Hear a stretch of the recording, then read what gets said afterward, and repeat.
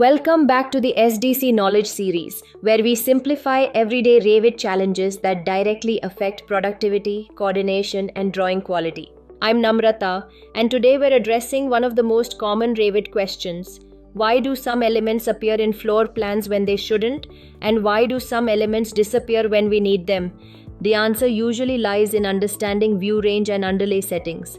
Joining me today is Dilip, our BIM manager at SDC, who actively defines view control standards across projects. Welcome, Dilip. Thanks, Namrata. This is one of those Revit fundamentals that seems simple on the surface but causes a lot of confusion if it's not clearly understood.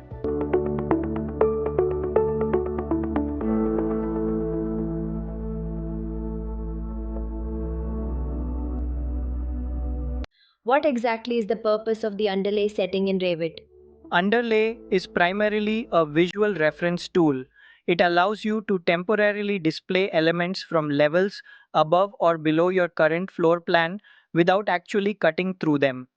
These elements appear half-toned and are usually non-editable, which helps avoid accidental changes. Underlay is especially useful when checking alignment between floors, verifying stair or shaft positions, or coordinating vertical elements. However, it should always be used intentionally. Leaving underlay active for regular documentation can clutter drawings and create confusion, especially for coordination and construction outputs. Why do some elements remain visible even after the underlay is turned off? This is where view range becomes critical. View range defines how Revit cuts and displays elements using four key parameters: top, cut plane, bottom, and view depth. Even when underlay is disabled, a deep or unlimited view depth can still display elements from lower levels.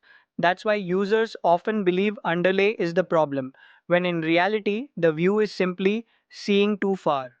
Properly limiting view depth ensures only the intended level elements are visible in the plan. How should teams manage view range and underlay together in real projects? The best approach is to define a clear standard. Underlay should remain set to none in most working and documentation views. It should only be activated temporarily when reference information is required.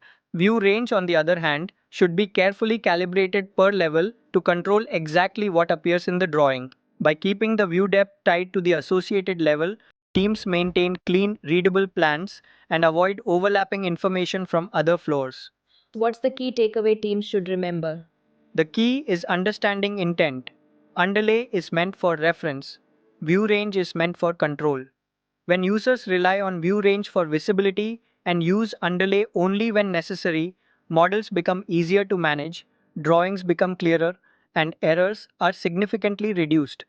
This small discipline has a big impact on overall model quality. To wrap up today's episode, underlay helps you reference other levels, view range controls what is actually visible, and cut clean drawings come from disciplined view settings. Understanding both saves time and avoids mistakes. Thank you, Dilip, for explaining this so clearly. And thank you to our listeners. Stay connected as we continue sharing practical BIM knowledge. Until next time, keep your views clean and your models intentional.